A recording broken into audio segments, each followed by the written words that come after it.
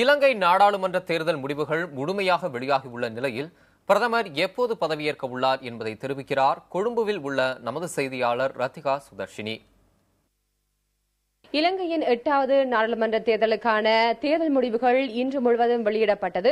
நேற்றிரவு முதல் ஆரம்பிக்கப்பட்ட வாக்கு தெரிவிக்கும் பணிகள் இன்று மாலை நிறைவடைந்தது. இதனை அடுத்து பார்க்கும்போது 196 உறுப்பினர்கள் தெரிவு செய்யப்பட்டுள்ளனர். இலங்கை நாடாளுமன்றத்துக்கு 225 உறுப்பினர்கள் தெரிவு செய்யப்படுவார்கள். இதனை அடுத்து தேசிய பட்டியலில் இருந்து 29 உறுப்பினர்கள் தெரிவு செய்யப்படுவார்கள். இதனை அடுத்து இலங்கை பிரதமரின் பதவியேற்பு விழா நடைபெறும் என தெரிவிக்கப்படுகிறது. இருந்தபோதும் இன்றைய தினம் பிரதமர் பதவியேற்பார் என பல யூகங்கள் எழுந்தன. இருந்த போதிலும் இது அதாவது தேசிய பட்டியல் உறுப்பினர்கள் தெரிவு செய்யாத பட்சத்தில் பதவியேற்பு விழா நடைபெறாது என தெரிவிக்கப்படுகிறது.